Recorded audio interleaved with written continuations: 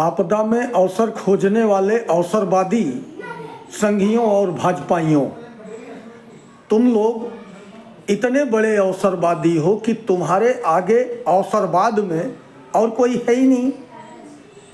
तुम लोग राजनीति करके अब प्रश्न पत्रों में भी अवसरवादी बताने का काम पंडित को किया, जिसका भाजपाई कई नेता जिनकी औकात नहीं हुई शंकराचार्य जी की बेइज्जती पर बोलने की, जिनकी औकात नहीं हुई 12 साल और 14 साल के बटुकों की पिटाई पर, जिनकी औकात नहीं हुई यूजीसी पर एक शब्द बोलने की, जिनकी औकात नहीं हुई गाय माता की हत्या पर बोलने की, वह अवसरवादी निकल गए अवसर का लाभ लेने और सोचे कि नाखून कटाकर शहीदी में अपना नाम लिखाकर हम भी शहीद बन जाएं।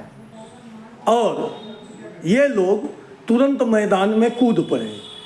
जितने भाजपाई और संघी अवसरवादी थे वह ब्राह्मण कुल के भी बहुत सारे थे। इन अवसरवादियों ने तुरंत पंडित शब्द का विरोध करते हुए और मांग किया कि सख्त कार्रवाई होनी चाहिए। लेकिन अवसरवादियों, यह सुनो कि कार्यवाही किस पर होनी चाहिए। पहले तो जिस मुख्यमंत्री के कार्यकाल में यह प्रश्न पत्र बना उस मुख्यमंत्री का इस्तीफा होना चाहिए, और जिस विभाग का परीक्षा था उस विभाग के मंत्री का इस्तीफा होना चाहिए। अवसरवादियों, तुम्हारी हिम्मत हो तो जरा मांग के देख लो।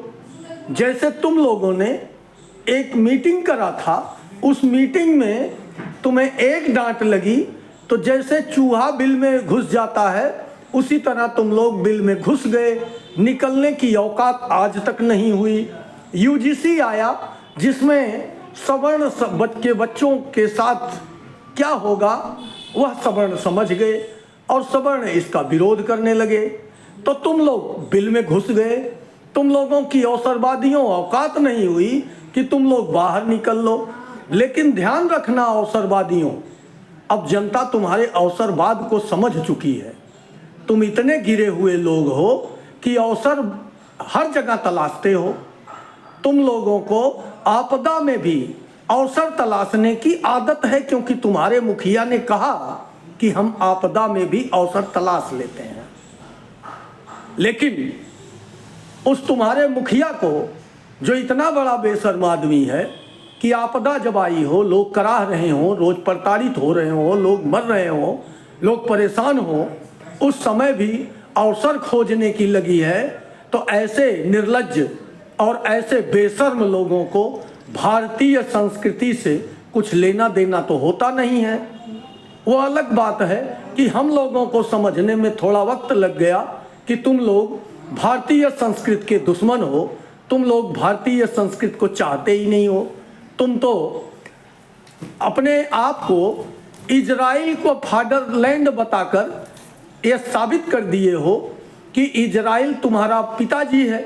जितने भी अवसरवादी संघी और भाजपाई हैं उनसे क्लियर शब्दों में मैं यह सवाल कर रहा हूँ कि तुम्हारा जब अवसरवादी लोगों, तुम्हारा जब पिताजी का जमीन, और फादरलैंड का मतलब होता पितृभूमि, तो अगर तुम्हारी पितृभूमि इजराइल है तो तुम भारत में क्या कर रहे हो। हम लोगों में हिंदू मुसलमान के नाम पर, जातियों के नाम पर लड़ाने आए हो। यहाँ जाओ इजराइल, तुम लोग यहाँ क्या कर रहे हो। तुम्हारा इसका मतलब तुम लोगों का यह देश नहीं है। हम लोगों की मातृभूमि तो भारत है, हमारी मातृभूमि है। तुम लोगों का फादरलैंड है इजराइल। इतने बड़े अवसरवादी हो तुम।